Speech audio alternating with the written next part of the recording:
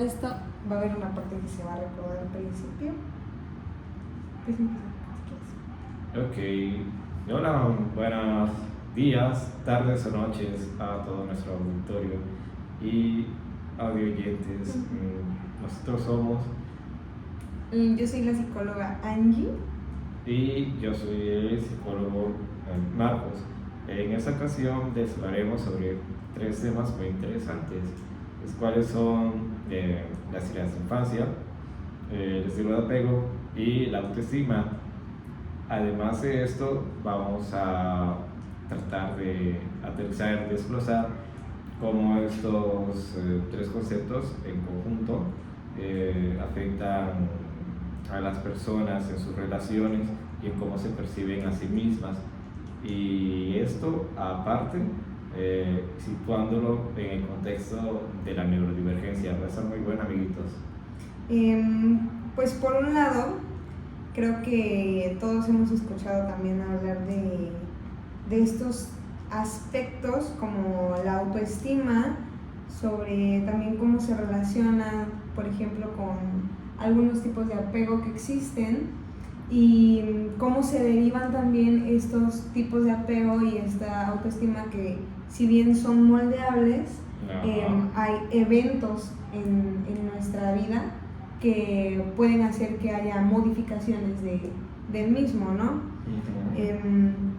Un ejemplo, pues, de ello puede ser tal vez una persona que vivió bajo violencia toda su vida y que de adulto, no sé, no tiene esta costumbre de relacionarse tanto con las personas o no tan abiertamente. Tal vez sería como crucial, ¿no?, que desarrollemos esos aspectos aquí en este espacio. Pues principalmente avisar, ¿no? Sí, claro. ¿Qué avisaríamos? Ok, muy buen comentario, psicóloga Angie. Nos gustaría comentarles en general que la información que les vamos a compartir la traten con cautela y de manera consciente. Y sobre todo con empatía. Creo que es información sensible, puede ser información con la que muchas personas se pueden sentir identificadas. Sí, exactamente. Entonces, como profesionales de la salud que representamos, el índole y la perspectiva pues es más que nada profesional, ¿no? Y pues dicho esto, ¿cuál sería la pregunta que detonaría nuestro inicio de capítulo? Yo creo que yo te preguntaría, Marcos, Sí. ¿qué es lo que hace diferentes estas relaciones entre personas? ¿Por qué yo podría decir que tal vez, no sé, una amiga mía tiene mejores relaciones que yo o se puede relacionar de mejor manera con las personas e incluso hasta con más facilidad? ¿Qué dirías tú que entra aquí? Ok, muy buena pregunta. Y con respecto a los temas que vamos a tocar, creo que es el conjunto de esos 3 los que en parte determinan, entre otros muchos otros factores que pueden estar involucrados en cómo una persona se relaciona con otras. Pues esa era tu pregunta. Sí, Okay. Claro.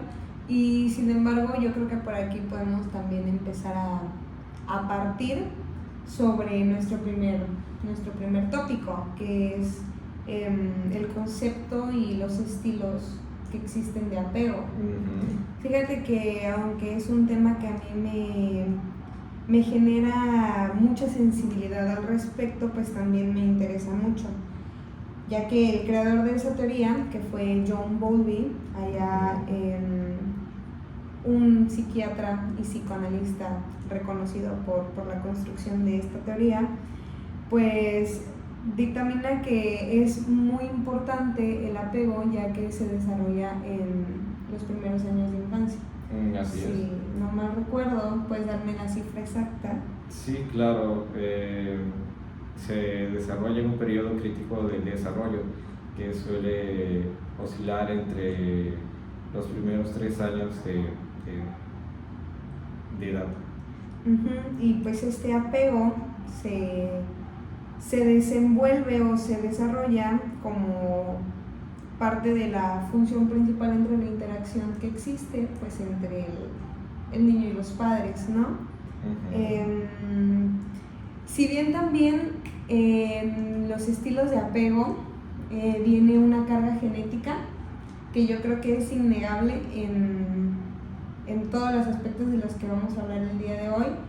¿Cuál crees tú que sería el aspecto más importante de la carga genética que podría entrar aquí en la teoría del apego? Ok, creo que la pregunta es algo difícil, pero bueno, ahí te va. Creo y considero que el periodo gestacional, el periodo en el que el feto o este futuro ciudadano en el que se está, desarrollando y encuadrando estos módulos del cerebro,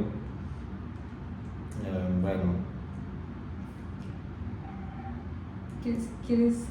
No, vamos a anotar que es el minuto del 6 y ahí lo vamos a editar, ¿ok? Sí. 6:15. Bueno, vamos a regresarnos entonces a... Ok, bueno. Yo creo que uno de los aspectos más importantes que yo resaltaría de la personalidad sería el carácter. El carácter que sabemos que trae completamente la carga genética, pues también depende mucho de tu carácter, tal vez de qué tan explosivo, irritable o hasta tolerante pueda ser. Creo que eso también impacta mucho en el estilo de apego con el que te vas a desarrollar.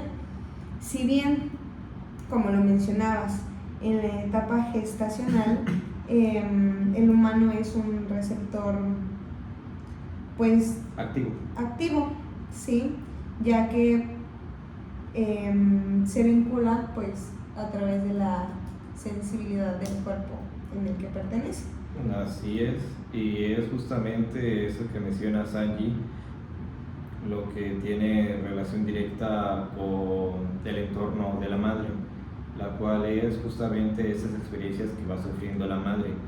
Supongamos que está hermosa y elefantita mamá teniendo a su hijito o a su futura hijita, y de repente llega papá cocodrilo,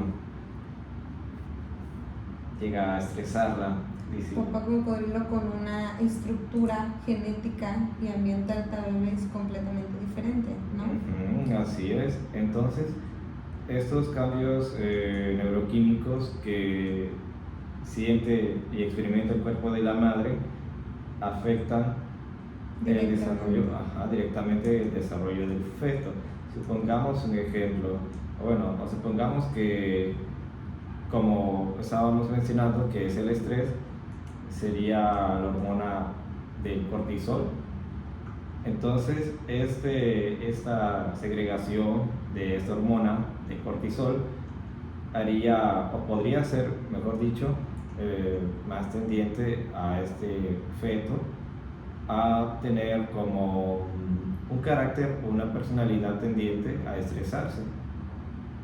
O sea, tal vez que puede crecer como un niño y desarrollarse como un adulto que no tiene tanta tolerancia tal vez al estrés o a la frustración o a estas emociones que, si bien no son negativas, son desagradables, ¿no? Así es. El tema del apego y de lo que es impacta directamente en todos nosotros, ya que todos nosotros tenemos la necesidad de apegarnos, según aquí nuestro John Bowlby, Maslow, por la necesidad de pertenencia. Seguridad y pertenencia, sin embargo, y aunque existen diferencias, podemos decir que existen personas que sí se desarrollan desde el apego seguro, El apego seguro sería uno de los estilos de apego y sería pues como el más sano. ¿Cómo lo describirías tú desde tu perspectiva? Ok, para describirlo, volveré a mi vieja confiable elefantita. Ok, esta buena elefantita con un apego seguro se relacionaría con su pareja cocodrilo de la manera siguiente. Supongamos que elefantita y cocodrilo tienen una discusión. Entonces, en esta discusión, la elefantita, en vez de enfrascarse, discutir con su pareja cocodrilo, haría ejercicios, o bueno, haría práctica quizás de una autorregulación emocional, o podría proponer ideas o sugerencias o opciones para llegar a una solución. Tal vez con una diferencia con una persona que puede tener un apego ansioso, tal vez que se enfrasque mucho en el problema, en tal vez cocodrilo, en la necesidad de pelear y discutir sobre las diferencias que existen entre la composición, el tamaño que hay entre ellos, también la diferencia de color, no sé, no sería como tan enfrascante y bueno, sabemos que vienen desde contextos completamente diferentes, suponiendo Claro. que papá cocodrilo sea alguien que oscile dentro del apego ansioso, podemos decir que desde su contexto tal vez fue criado por personas que no fueron tan consistentes a la hora de demostrar estas actitudes emocionales. ¿Qué quiere decir? Pues que algunas veces sí las mostraban, otras veces no, o no estaban presentes. Sin embargo, sabemos que Elefantita no pasó por eso mismo, tal vez su contexto fue diferente, ¿no? Así es. ¿Cómo sería? Pues, bueno, el contexto en este caso, de esta elefantita que representa un estilo de apego saludable, sería el siguiente. Elefantita, ella en su círculo social de elefantes, ella desde edades tempranas percibió acompañamiento, buenos ejemplos y validación emocional. Quiere decir que Elefantita tuvo un aprendizaje sano, por decirlo de alguna manera.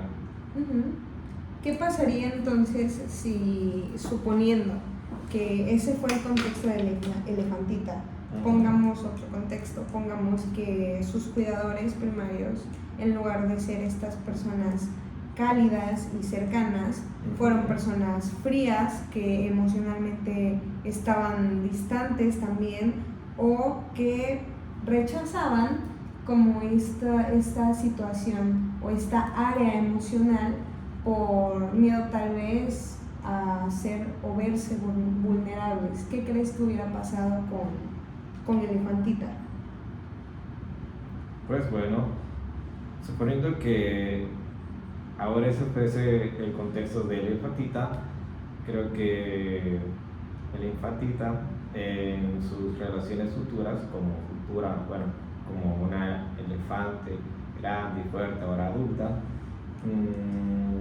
al momento de buscar pareja, quizás tendría ciertos pensamientos de seguridad y evitaría, o quizás evitaría relaciones a largo plazo y cambiaría constantemente de pareja.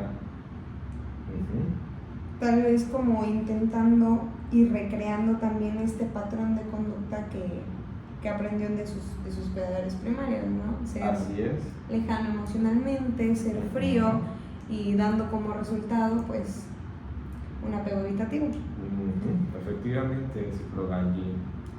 Por último, también tenemos dentro de los estilos de apego uno que desde mi punto de vista es de los más complejos, que es el apego desorganizado. Para este ejemplo, vamos a suponer que Elefantita y Cocodrilo fueron desarrollados bajo el mismo contexto, lo cual hizo también que ellos mismos se atrayeran, ¿no? Porque quizás ambos comparten este mismo estilo de apego y hasta cierto punto traumas, ¿no? Podemos decir que tal vez desde un lado, Cocodrilo se desarrolló en un entorno en donde la fuente de temor que le ejercían o los miedos que le fueron inculcados fueron por parte de las mismas personas que tenían que protegerlo y cuidarlo, y que a su vez también lo hicieron, o sea, sí se hicieron responsables, pero se da más en un caso que se puede catalogar como negligente y traumático. Entonces, esta relación muy ambivalente que existía entre sus cuidadores, de que en un momento soy querido, soy aceptado y todo está bien, tanto como que está mal que sea yo todo el tiempo, y pues bueno, eso enturbia un poquito tal vez la manera en la que se relaciona con las demás personas. Tal vez de esta misma manera se conoce y se relaciona con la elefantita, ¿no? En este caso, ¿cómo crees que como adultos se relacionen ellos si comparten este mismo estilo de apego? ¿El cuál sería? Un apego desorganizado a raíz de el contexto en el que se desarrollaron ambos. Ok, supongamos que Elefantita y Cocodrilo, ambos viniendo de un contexto social bastante similar, de manera que han desarrollado ambos un apego evitativo. Creo que sería algo como esto: Elefantita y Cocodrilo, ellos viviendo en un mismo lugar y en un mismo tiempo.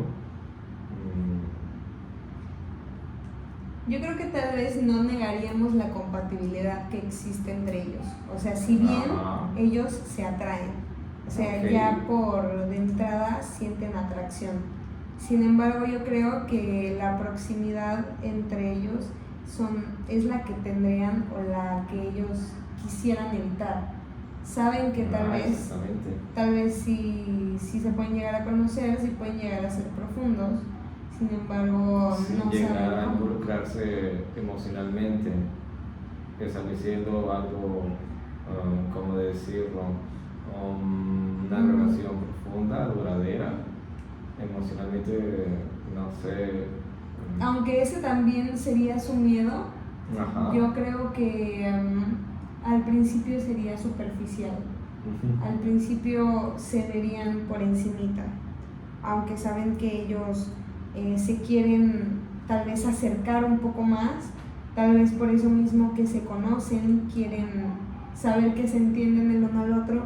Sin embargo, eso también puede provocarles inestabilidad, ¿no? El no saber cómo comunicarse entre ellos o no saber cómo relacionarse, al final termina siendo caótico.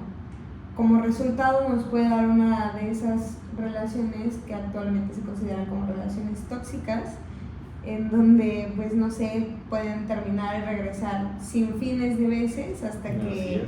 Y el daño emocional puede ser grave, porque lo que no se habla directamente de este trastorno es que la inestabilidad los caracteriza al 100%, volviéndolos como inseguros en esa parte de la base emocional.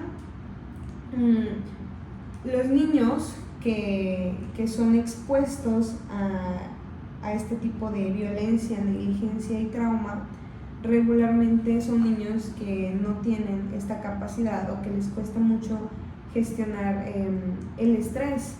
También pueden ser niños que sus acciones se pueden confundir o pueden ser desorientadas y descontroladas. Y muchas veces nos pueden dar en casos muy pues, fuertes, quizás hasta adultos con patologías más severas, ¿no?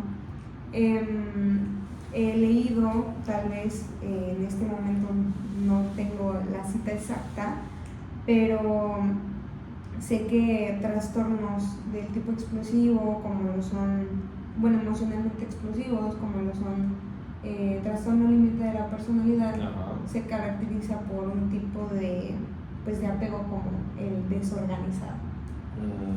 Sí, tiene bastante sentido. Bueno, por otro lado, ¿cómo se relacionarían también el apego con las neurodivergencias? Si bien el apego que se genera desde muy temprana edad, había dentro de la psicología clínica, yo creo que hay un área que no ha tenido como la suficiente relevancia en cuanto a las neurodivergencias, y es justo este estilo de apego que puede oscilar entre las personas que estamos dentro de los espectros, ¿no? La primera sería que no contamos con esta carga social como una necesidad a veces, ¿no? Entonces yo creo que eso se puede ahí interpretar o malinterpretar. ¿Cómo lo malinterpretaríamos? Pues tal vez pensando que no hay interés ahí entre las otras personas, que no hay cariño suficiente como para ser más cercanos. No sé si desde tu punto de vista te has topado con algunas barreras de este tipo, pero desde mi punto de vista yo me he topado como con muchas diferencias entre mi manera de ser y las de las otras personas. ¿Por qué? Porque a veces no es que una persona sea desinteresada, simplemente que aprendes a tomar o a tener tu espacio y ya eres así, y no siempre es como con esta necesidad de evitar o de necesitar a alguien, ¿no? Así es. Y por ejemplo, en el caso de las personas que estamos en el espectro autista, lo que comenta la psicóloga Angie, el guardar un espacio que no necesariamente es como una especie de egoísmo social. Esto es sencillamente como poner un foco de la necesidad de tener un espacio personal, tener un espacio propiamente, como he dicho, para uno mismo. Yo creo que el conocer también los perfiles de las personas, como por ejemplo este caso, el tuyo, acompañado de un diagnóstico y de pues la forma en la que te relacionas con las otras personas, puede ser y resultar más sencillo para las áreas, por ejemplo, de la psicología clínica, en la que te llega tal vez un paciente con dificultad para relacionarse socialmente, o también en escuelas en donde hay alumnos que existe retraimiento o hasta esta malsocialización, ¿no? Okay. Yo creo que el conocer los perfiles y los aspectos de esta índole también nos pueden facilitar como más un pronóstico y un tratamiento para lo mismo, ¿no? Desde sí, la claro, psicoterapia. así es. Y es que, como bien dices, si las valoraciones que se hicieran en las personas neurodivergentes incluyeran esos aspectos, el apego, bueno, el estilo de apego, las ideas de infancia, la autoestima, se podría obtener un mejor, ¿cómo habías mencionado? Un pronóstico, a lo mejor una mejor visibilidad de lo que está pasando. ¿Sabes? Si bien no podemos conocer todo acerca de alguien, en su mayoría lo que podamos conocer de su contexto nos facilitaría para una aplicación, tanto de un tratamiento psicopedagógico como un tratamiento, ¿cómo se mencionaría? ¿Psicoterapéutico? ¿O una intervención? Sí, creo que ambos están bien, porque el psicopedagógico es justamente para esas adecuaciones escolares en caso de que sea en pacientes de edades escolares. Y en el caso de los adultos, bueno, ya no se incluiría este aspecto, sino se enfocaría en lo que había comentado la psicóloga Angie, que es un enfoque más psicoterapéutico. Quizás en mi caso, en las personas que estamos en el espectro autista, enfocado en rehabilitar, por así decirlo, el aspecto social, o en el caso de las personas como en la psicóloga Angie, con un trastorno del déficit de atención. Ajá. Pues también oscila un poquito el sobrepasar ciertos límites de las personas, ¿sabes? A veces no nos damos cuenta cuando ya irrumpimos un poquito, y es como por esta tal vez inestabilidad o flexibilidad que puede existir, que no somos tal vez de una manera específica, o no tenemos, o sí tenemos un estilo de apego al que nos apegamos, pero puede ser muy variable. Yo Claro. creo que, por ejemplo, mencionabas también acerca de las heridas de infancia. ¿Qué me puedes comentar acerca de cómo se relacionan estas con el apego? Para empezar, pues, ¿qué son las heridas de la infancia, no? ¿Cuál es tu punto de vista? Ok, bueno, me gustaría retomar el primer punto que comentaste, cómo se relacionan las heridas de infancia con el estilo de apego. Pues bueno, antes de eso me gustaría comentar que en esta relación primero sucede el estilo de apego, y esto es así por lo que habíamos comentado anteriormente sobre la carga genética y el aspecto de la personalidad.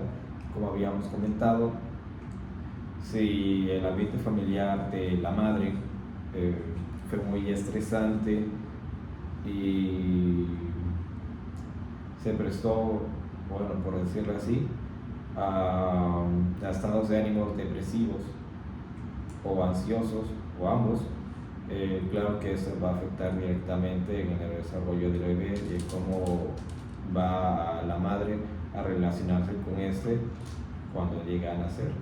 Puede ser que lo trate como un hijo no deseado, o puede ser lo contrario.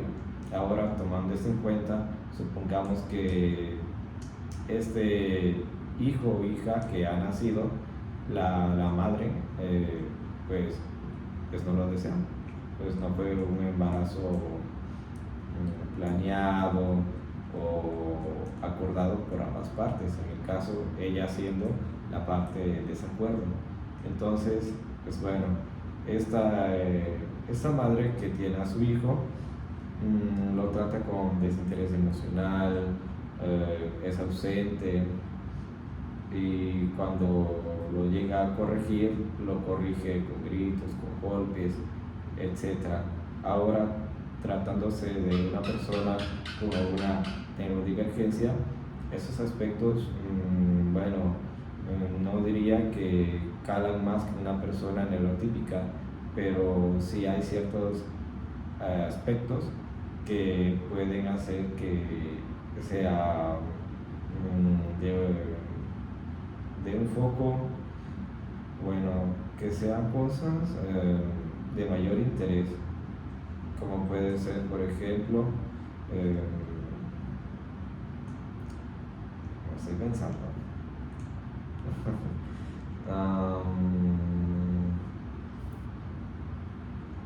Yo creo que el aprendizaje. El aprendizaje, estaba pensando en otra cosa. ¿Cómo que? Como el enmascaramiento. Yo creo que puede oscilar como esas consecuencias, ¿no? ¿Cómo dirías que en el enmascaramiento? No, que por ejemplo, supongamos que ese niño o niña que ha nacido con el desfavor de su madre busca agradar, supongamos. Entonces, sin embargo, esta madre le recalca que ciertas conductas que tiene, igual debido a su neurodiversidad, las recalca como cosas negativas. Entonces este niño o niña ve y aprende que esos aspectos de su personalidad son negativos, entonces busca enmascararlos, y aunque en su próximo círculo social, como pueden ser amistades, esto por parte de ellos no sea algo negativo o no le dé indicios de esa persona o niño o niña, puede que por aprendizaje lo automatice disfrazar estos síntomas, lo cual puede causar un desgaste emocional, que es justamente lo que estaba buscando y que ya me vino a la mente. Pues yo creo que inicialmente aprendes que si tienes ese rechazo, porque yo creo que lo que describes yo lo interpretaría como un rechazo total. Yo creo que aprendes que no tienes que ser así, entonces buscas que aunque tu composición sea la misma, tal vez vas a cambiarle un poquito al estar con las otras personas, no solamente por el hecho de encajar o pertenecer, sino porque es lo que está correcto, porque tú no tienes que ser así o tener estas conductas que tienes, ¿no? Lo cual precisamente, como lo mencionas, puede resultar en algo desgastante emocionalmente, principalmente porque se da, o sea, el primer trauma, ¿no? Las heridas de infancia son un trauma, son profundamente dolorosas y regularmente oscilan también en los primeros años de edad. Regularmente en la primera y segunda etapa, según las etapas del desarrollo de Piaget. Estas heridas se caracterizan porque se refuerzan. No tienen solamente un lugar en la infancia, sino que durante el mismo desarrollo se siguen perpetuando. Entonces esa herida se refuerza y se convierte en un trauma de suficiente carga e importancia como para modificar los estilos de apego a los que ya estás adherido, como para modificar tu autoestima e incluso tu personalidad, ¿no? Un primer ejemplo que mencionaste, que fue, a mi parecer, la herida del rechazo, pues entonces tal vez este niño siente que no tendría el derecho, pues, de existir o de ser amado y de ser así, ¿no? Así es. En su totalidad. Tal vez le genera como este miedo intenso a ser excluido, a ser dejado fuera, a ser desvalorizado incluso, y no aceptado por quienes los rodean. Esto yo creo que pues en un niño puede verse de esta manera, pero en un adulto yo creo que se puede interpretar distinto. Creo que puede ser una persona que tienda más a aislarse, tal vez a ser perfeccionista, porque siempre va a necesitar esa validación de alguien, y tal vez en un extremo una sensación de siempre pertenecer y ser aceptado, ¿no? Claro. Yo te podría hablar tal vez de la herida de abandono, que también se genera en niños que tienen un duelo tal vez con alguno de los padres, con alguno de los cuidadores primarios que estuvo presente en algún momento de su vida o nunca lo estuvo, Estos niños generalmente pues se sienten solos, se sienten desvalidos, desprotegidos y no queridos.